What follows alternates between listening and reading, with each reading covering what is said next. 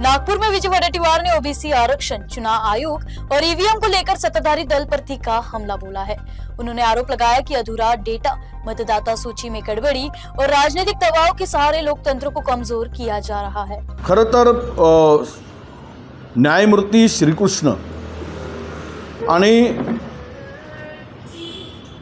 त्या निकालानुसार आरक्षणाची मर्यादा 50% आत हे त्या ठिकाणी कॅप लावल्या गेलं श्रीकृष्ण न्यायमूर्तीच्या निर्णयानुसार। आणि या सगळ्यामध्ये सेन्सस होणं, एम्पिरिकल डेटा तयार करणं, ज्याला ट्रिपल टेस्ट म्हणतो, त्याची मागणी सातत्यानं होत आहे। पण मोदी सरकार ओबीसीच्या आरक्षणासाठी जर आणि ओबीसीचं आरक्षण टिकलं पाहिजेत, ते पॉलिटिकल असू देत की बाकी असू देत, यासाठी जनगणनेची आवश्यकता होती। आम्ही खूप आग्रही राहिलो, मोर्चे आंदोलन झाले। राहुलजींनी सुद्धा जिसकी जितनी संख्या बारी उसकी उतनी हिस्सेदारी हे वाक्य वापरून सामाजिक न्यायाच्या धुनीनं आपली जनगणना करण्याची गरज त्यावेळेस व्यक्त केली। पण अद्यापही ते न झाल्यामुळे महाराष्ट्रामध्ये हा प्रश्न निर्माण झाला। ज्यावेळेस आमचं सरकार होतं त्यावेळेस आम्ही बांटिया आयोग नियुक्त केला। त्यांनी जे काही आकडेवारी दिली त्याच्याशी आम्ही सहमतही नव्हतो, परंतु किमान ते केल्यामुळे, आयोग नेमून आम्ही एम्पिरिकल डेटा गोळा केल्यामुळे काही प्रमाणात आरक्षण वाचवण्याची संधी होती, त्याला चॅलेंज केलं गेलं। नाताचे सीजेआय सूर्यकांतजींनी एक निर्णय दिला की आपण 2022च्या पूर्वीची जैसी स्थिती ठेवून निवडणुका घ्याव्यात। त्याचा चुकीचा अर्थ काढून स्वतःची पाठ या भारतीय जनता पक्षाच्या सरकारने थोपटून घेतली आणि आम्ही ओबीसीचं 27% आरक्षण वाचवलं।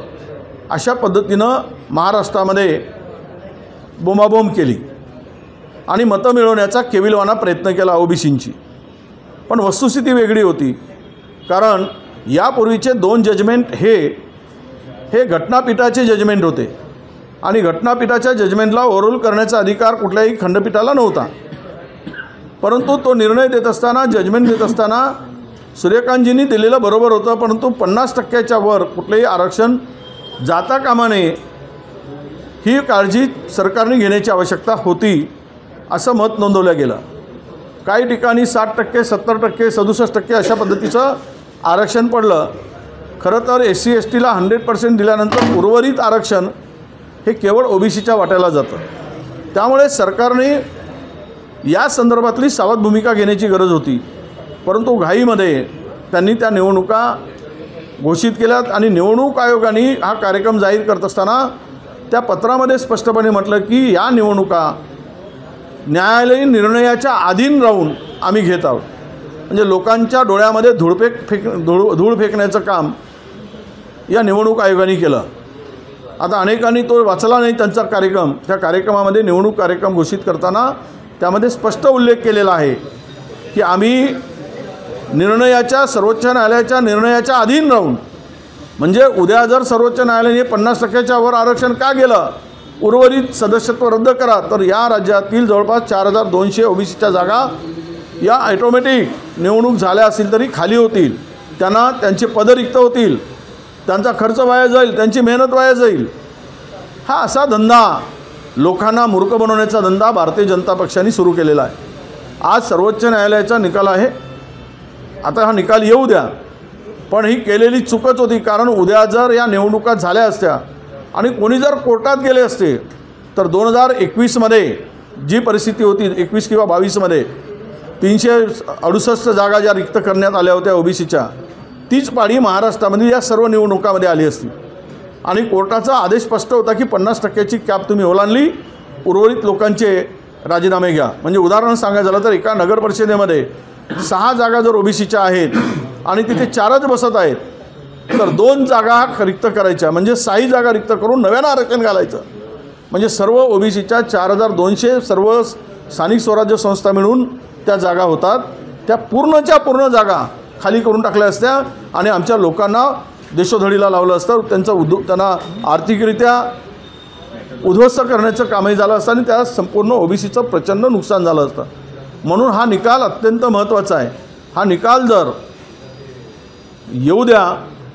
जर या निकालानुसार 27% आरक्षण मिळालं नाही, ओबीसीचं शिल्लक राहिला नाही आणि ते कमी झालं तर या सरकारचं पाप उघड्यावर पडेल आणि ओबीसीला कशा पद्धतीने या सरकारने मूर्ख बनवलं आहे हे सिद्ध होईल.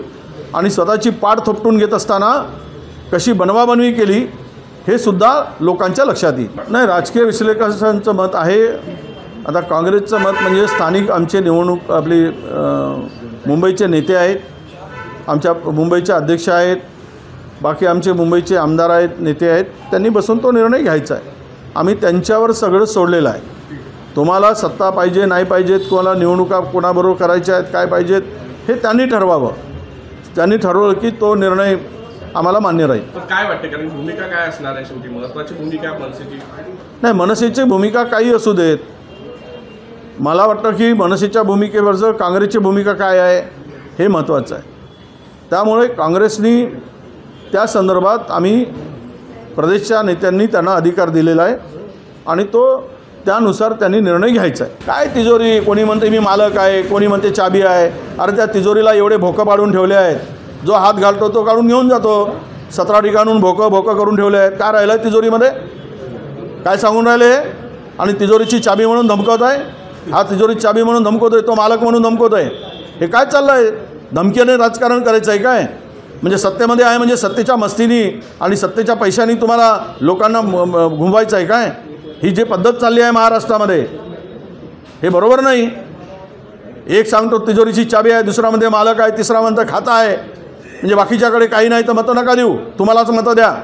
महाराष्ट्र विकून घालणार तरी. कुंभमेळ्याला 25,055 कोटीचा बजेट आणि शेतकऱ्याच्या तोंडाला पानं, हे राज्य चालवण्याची पद्धत आहे काय? कुंभमेळा भरला नाही एखादी वेळेस तरी शेतकरी मेला तरी चालेल, पण कुंभमेळा भरला पाहिजे. कुंभमेळ्यावर खर्च झाला पाहिजे, तिथला पर्यावरणाचा ऱ्हास झाला पाहिजे. हे चाललं काय?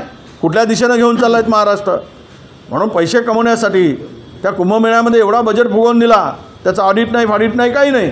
अर्धे खातील, लुटून खातील आणि शेतकऱ्याला वाऱ्यावर सोडतील. शेतकरी मरू देत, आत्महत्या करू देत. शेतकऱ्याच्या कर्जमाफीला पैसे नाहीत. शेतकऱ्यांना कर्जमाफी हा महत्त्व आहे की कुंभमेळा महत्त्वाचा आहे हे महाराष्ट्रातील शेतकरी ठरवतील. आज बर्बाद झाला आहे शेतकरी, उद्ध्वस्त झाला आहे. यांचा बदला जरूर शेतकरी घेईल आणि शेतकऱ्यांनी ज्या दिवशी रुग्ण हातात घेईल त्या दिवशी यांच्या पाटा सोललेल्या तुम्हाला दिसतील. काय निवडणूक आयोग लाचार आहे. लाचार निवडणूक आयोगाकडून काय अपेक्षा ठेवणार? लाचारी पत्करली. त्या निवडणूक आयोगानं साहित्य म्हणून अधिकार जे दिलेत, परंतु आज दुर्दैवानं सांगायचं झालं की या सगळ्यामध्ये निवडणूक आयोगाची भूमिका ही सत्ताधाऱ्यांना जर पूरक असेल तर मात्र या देशातील लोकशाहीला घरघर लागली आहे असाच त्याचा अर्थ होतो. हे सोयीचं काम आहे. आपल्या सोयीचं जेवढं करायचं त्यांचं त्या सत्ताधारी पक्षातील नेत्यावरचा हा आरोप असेल स्थानिक, तिथे तो आरोप मला एकनाथ शिंदेंच्याकडे दिसतो आहे. म्हणजे तुम्ही महाराष्ट्र पूर्ण बर्बाद कराल, लुटवाल, महाराष्ट्रामध्ये घोड कराल याद्यामध्ये आणि डोंबिवली धरून बसाल, डोंबिवली म्हणून. तर हे जे काही आहे ते महाराष्ट्र बघतो आहे. मला त्यावर अधिक भाष्य करण्याची गरज नाही. असं आहे, कालच त्या आदित्य ठाकरेंनी एका घरामध्ये 50 मतदारांची नोंद दाखवली 10x10च्या खोलीमध्ये. त्यावेळेस तरी यांचे डोळे उघडायला पाहिजेत. आम्ही सातत्यानं डेप्युटेशन घेऊन 2-2दा भेटलो, मोर्चा काढला आणि आम्ही हेच सांगितलं की मतदार याद्या शुद्ध करा. त्यामध्ये कुठे डुप्लिकेशन असू नये, कुठेही जो बोगस मतदारांची नावं असू नये आणि मग निवडणुका घ्या, अशा पद्धतीची आमची मागणी होती. त्यावेळेस निवडणूक आयोग महाराष्ट्र निवडणूक आयोग केंद्रीय निवडणूक आयोगाकडे ढकलत होता आणि केंद्रीय निवडणूक आयोग महाराष्ट्र निवडणूक आयोगाकडे ढकलत होता, त्यांचा अधिकार यांचा अधिकार म्हणून. पण मूळ असं आहे की या याद्यामध्ये गोंधळ आहे, गडबड आहे. भारतीय जनता पक्षाला गोंधळ आणि गडबड करूनच निवडणुका जिंकायच्या आहेत. त्याला सपोर्ट निवडणूक आयोग आहे. यांच्या आशीर्वादाशिवाय हे निवडणुका जिंकू शकत नाही. बिहारची निवडणूक तशीच जिंकली. बोगस मतदार याद्या, EVMचा घोटाळा आणि ज्ञानेश कुमारचा आशीर्वाद. त्यामुळं कुठल्याही निवडणुकाही जिंकू शकतात. ते 55% मतं घेऊ शकतात, ते 60% मतं घेऊ शकतात. भारतीय जनता पक्षाला निवडणूक आयोग आणि EVMचा जर आधार असेल तर भारताचंच काय, जगामध्ये जर उद्या कोणी यांचा जगाचा अध्यक्ष नेमायचा असला तरी हे ज्ञानेश कुमारला निवडणूकचा प्रमुख करून टाका जगाचा, आणि जग जिंकून टाका, आणि मग हिटलर व्हायला, मुसोलिनी काय व्हायला ते आपलं मोकळे झालो असं करून टाका, म्हणजे झंझटच मुक्त होईल. तुमच्या निवडणुका सर्व या त्यांच्याच भरोश्यावर जिंकले जातात. तुमची ताकद नाही आहे निवडणुका जिंकायची. तुम्ही EVM आणि ज्ञानेश कुमार यांचा आशीर्वाद आहे तर तुम्ही जग जिंकाल. त्यामुळे त्यांना आमच्या शुभेच्छा आहे. हो, अयोध्या जहाँ सेवा बनती है श्रद्धा, वही है श्री श्याम रसोई। सेवा ही सबसे बड़ा धर्म, हर दिन इंसानियत का स्वाद परोसती है यह श्याम रसोई। सिर्फ 2100 में एक दिन का अन्नदान और 21,000 में पूरे साल का पुण्य। करुणा, प्रेम और सेवा का संगम है श्री श्याम रसोई।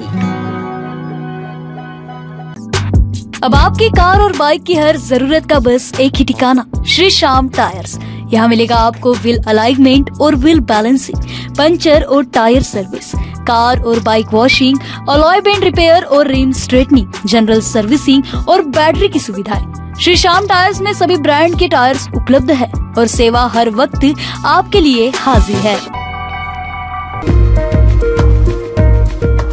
कामठी तहसील के मौजा, पावनगांव, घोरपड़ और रनाडा इलाकों में शानदार लोकेशन पर मिल रहे हैं NIT सैंक्शन प्लॉट्स, वो भी 24 महीनों की आसान किस्तों में। मौका सीमित है, आज ही बुकिंग करें और अपने सपनों की जमीन के हकदार बने।